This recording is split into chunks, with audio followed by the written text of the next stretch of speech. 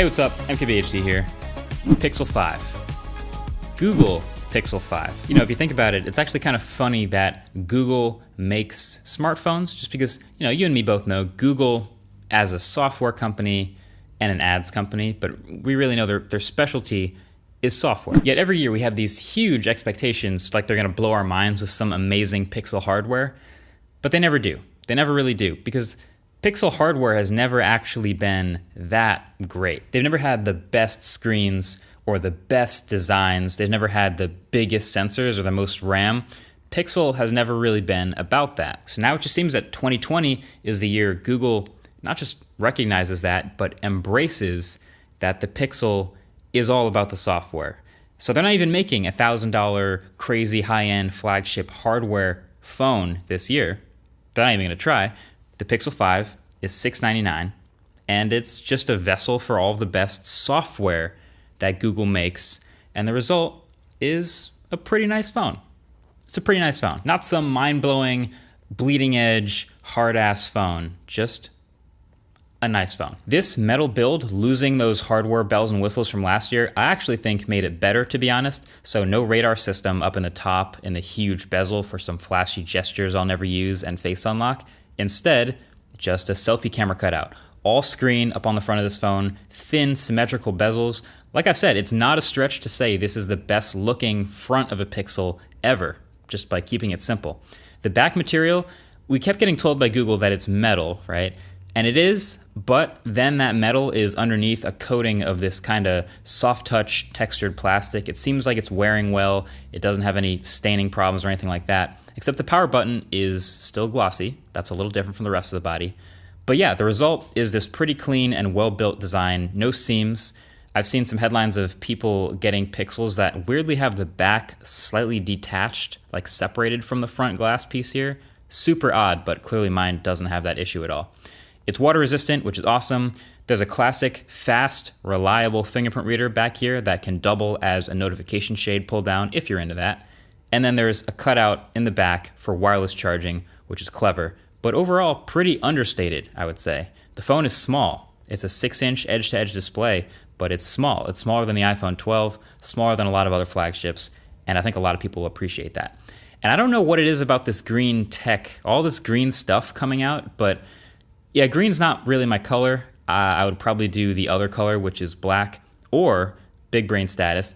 You can grab a case from channel sponsor Dbrand and pick any color you want, and they've actually been refining their materials on this grip case, which has this new texture along the sides with literally tens of thousands of these tiny little micro dots on the surface to give you more grip. So it kind of feels like a tame version of that old OnePlus Sandstone. So if you want to get a grip, link will be below that like button, as always. So okay, they definitely took a step back from the premium hardware of previous years. Even on the inside, the vibration motor in this phone has taken a step down. It's a very standard, kind of sloppy feeling, regular vibration motor. No headphone jack, no earpiece speaker too. So the stereo image from this speaker pair is a little bit weaker. All of which would normally be really disappointing in a sequel to a flagship.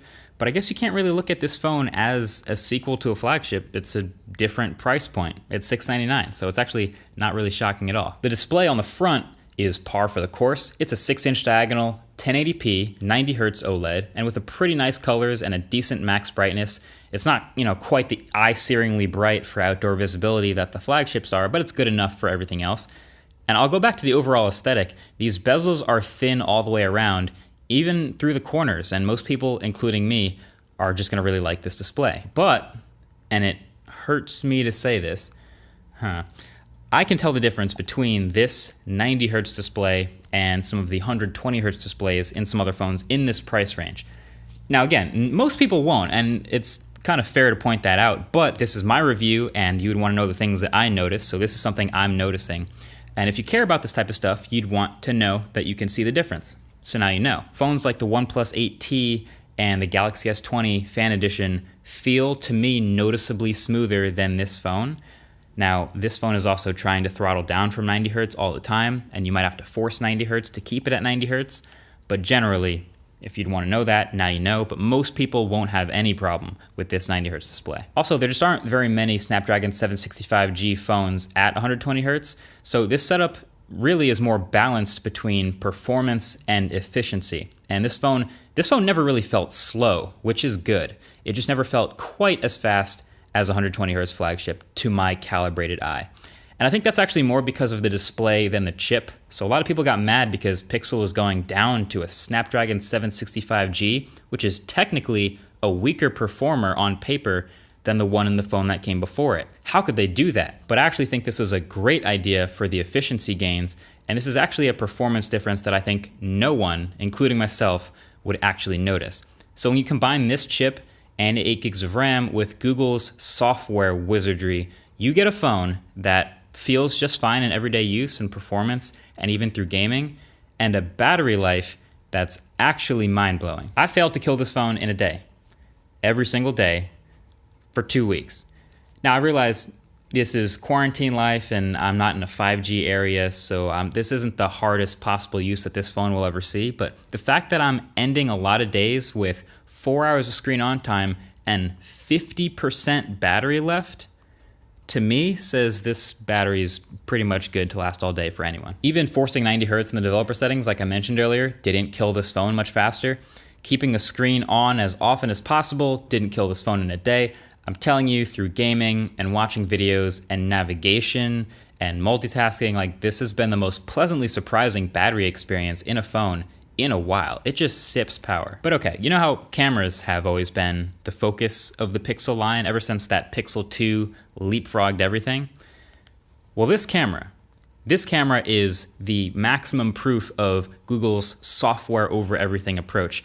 This camera uses the same sensor as that Pixel 2. So since then, sensors have clearly gotten way bigger and higher resolution, and apertures have gotten wider, and hardware tech has advanced a lot. But Google has stuck with their software special of maximizing not that amazing hardware. Plus, they went ahead and added an ultra-wide this year, which is great. So, yes, I'm just gonna say Pixel 5 takes, in my opinion, still the best looking photos of any smartphone. They still nail the look because they haven't changed it. It's confident, it's a contrasty look with great detail and dynamic range. Definitely my favorite look. But the lead the Pixel camera used to have over the rest of the crowd has narrowed a lot. And honestly, other smartphone cameras can do things just as well, sometimes better, with better hardware. Better natural blur from bigger sensors, better detail from higher resolution 50, 64, 100 megapixel sensors. So it makes me wonder how much longer Google can keep sticking to this formula. I know Mr. Mobile in his video on the Pixel 5, he compared the Note 20 Ultra versus the Pixel 5 at night. And of course at night, you get some interesting observations about how a bigger sensor gathers way more light and can create real depth instead of having to fake it with software. So really good video, I'll link his review below. But yeah, bottom line, Pixel 5 camera is really, really good, but I kind of wonder how much longer this setup will have at the top before the hardware work passes it. Knowing Google and their tendency to lean on software, maybe they'll stick with it a little too long. The software is just still so killer though. I love the exposure and contrast adjustment sliders that are still here. Also, there's these little alignment tricks for the horizon and for it to take perfectly flat top-down shots. There's portrait lighting and portrait light editing inside of Google Photos, which is crazy. I've never seen it before, but it works really well. And you've got night sight selfies, night sight portrait mode.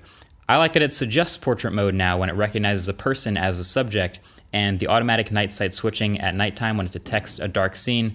It's all basically software magic. Some of it takes a little bit longer to process though, since there's no dedicated image processor anymore. So it takes a few seconds after snapping an image for the 765G to actually process it, for you to view it. And that doesn't feel as premium when you have to wait for your photo, but the wait is clearly worth it. And hey, all the Android 11 features, all the Pixel features you could possibly want are also here in this phone, minus Squeeze for Assistant, but I think that's because of the metal build, they got rid of that. But Google doesn't have to hold back any software experiences to protect their higher end, more expensive phones from cutting sales from them, because this is their highest end, most expensive phone. So they get everything. So the call screen feature from last year is still great. The Recorder app with live transcription and search, still super useful. The live captioning of any and all audio going through the phone, like videos you're watching or music lyrics or phone calls. And there's also some new stuff like the new wallpaper picker preview in Android 11 and making Google Assistant wait on hold for you, which I haven't gotten to work yet, but sounds like something Google would figure out how to do. So the Pixel, like the Nexus that came before it, and even the Google Play Edition stuff, has always been some of my favorite Android experiences. And there's just something about it, but this one's no different. It's an aesthetic, it's a feeling, it's a look. And the bonus is you get to be right at the front of the line for whatever stuff ends up in the newest versions of Android down the road. So at the end of the day, is the Pixel 5, is this a good phone? Well, here's my take. Yeah, Pixel 5 is a good phone. This is a good device. I think there's an argument you could make that it should have been like $599 instead of $699. And I honestly wouldn't be surprised to see it on sale for that on Black Friday and even after that this year. But it's a good phone. And also for those who haven't been paying as much attention, the Pixel 4a 5G is a very similar, also good phone for a lot of the same reasons for $499. So I'm gonna link that below also. But for those wondering about me, and am I gonna make the Pixel 5 my new daily driver? This is the opposite of a normal caveat. You've heard me say before, it's not for everyone. You guys already know, I like high quality cameras, I like great performance, I like stock Android. You would think that the Pixel would be for me, but I wish they had made a high-end flagship version that goes the extra mile with hardware and some bells and whistles, even knowing it wouldn't sell that much. I wish they had made a version with the neural core so that image processing is a little faster. I wish they'd made a version with the Snapdragon 865 and 12 gigs of RAM, so performance is good for longer. I wish they'd made a version with 120 Hz display so it feels snappy all the time. The battery can clearly handle it. I wish they'd made a version that's a little bigger. It's just a lot of little stuff that I'm so used to on flagships that this phone doesn't have that I feel like I'm missing now. So they decided to make a mid-range phone, which, let's be honest, was a pretty smart idea for them. But for me, personally, I'm gonna be going back to a higher end phone, I think, just because that's what I'm used to. So for those wondering about me, that's me. But if you're ever looking for a masterclass on how to use great software to turn a pretty good smartphone into a really good smartphone, you're looking at it. The Pixel 5, that's what Pixel has been all about for so long. It's just them finally embracing it. And I'm glad to see it. So, well played, Google. Thanks for watching. Catch you guys in the next one. Peace.